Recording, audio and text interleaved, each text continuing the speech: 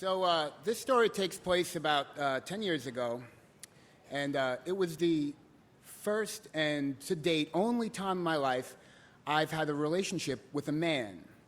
I was 27 years old, and he was 46, and he was my writing professor. Pretty scandalous.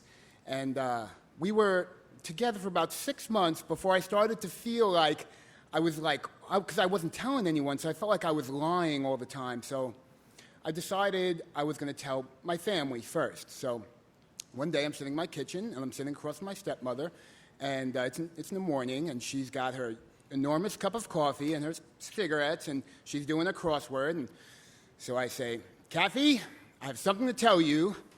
I'm dating a man." And she put her paper aside, and she said, "Good for you." And she went back to her crossword. And then I thought, okay, I waited about 10 seconds, and then she stopped, and she put the paper down again, and she looked at me over her glasses, and she said, "You're not planning on telling your father, are you?" And I said, "Why?" And she said, "Frankie, your father is an old man. He grew up in the streets of Brooklyn with all those Italians. He's not going to understand this. Don't tell him." And she looked at me and she said, "I can see by the look on, I know you, Frankie. You're just going to go ahead and do what you want. So listen to me. Whatever happens, don't bother me, okay?" So I said, "Fair enough." Later that morning, my father comes down the stairs and he says, "Frankie, come on, we're going to Foot Locker." My father was obsessed with Foot Locker. We had sneaker boxes all over the house. So, okay, going to Foot Locker.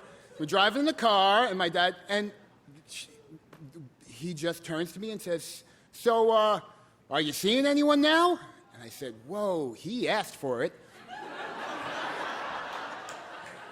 So I said, "As a matter of fact, I am. I'm dating a man." And he said, we just went white. And he said, "What?"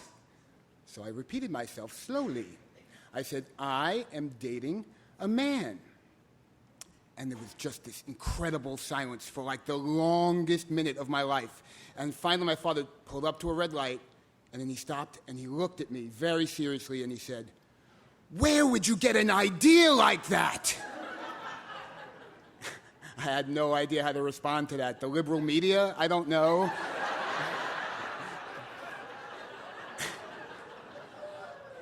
And that was the last thing my father said to me that day. It was the most awkward trip to Foot Locker of my life.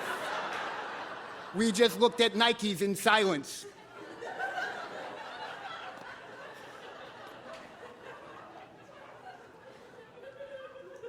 He said nothing to me the next day. 2 days later, I get a phone call from my stepmother, and she's screaming at me. She's like, "I told you not to tell your father. He hasn't slept for the last 2 days." And I said, "Kathy, it'll be fine. He'll calm down. He'll get over it." But I wasn't quite sure if that was true. The next day, I get a phone call from my father's girlfriend, and she's also...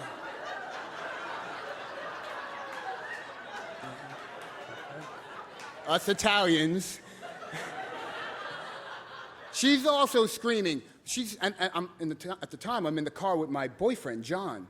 And she's also screaming, and she's like, "Frankie, oh my God, your father's in the hospital. He just had a heart attack. They're pulling him into surgery." Oh, God. So I step on the gas. I fly over the Queensboro Bridge into Manhattan, Upper East Side, where the hospital is. I get out of the car. John gets out of the car. And I'm like, "John, where the hell are you going?" He's like, "I'm coming upstairs with you." And I'm like, "Are you out of your mind? My father is upstairs dying because you suck my dick."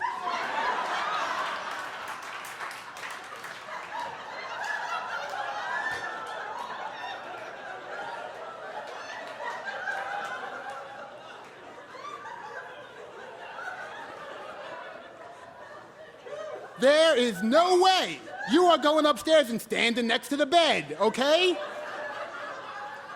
Well, John flips out. "Oh, fine. Just blame the faggot. It's all my fault. That's why I never date straight guys. The minute there's one problem, they throw you by the side of the road." I said, John, I don't have time for this right now. My father's upstairs. That's really important. I have to go up there. Please wait here. So I go up into the hospital. I take the elevator all the way up. I am terrified. I'm going down the hallway. I come around the corner. There's these big glass doors. And I go in, and there's my father laying on the hospital bed, and his face is this angelic white, and he's got the gown on. And I walk up to him, and his eyes are all glassy, and he holds my hand. And my father has never held my hand. And he says, Frankie, oh, my God, I was on the table, and they were doing the procedure, and my whole life I saw what a degenerate I was.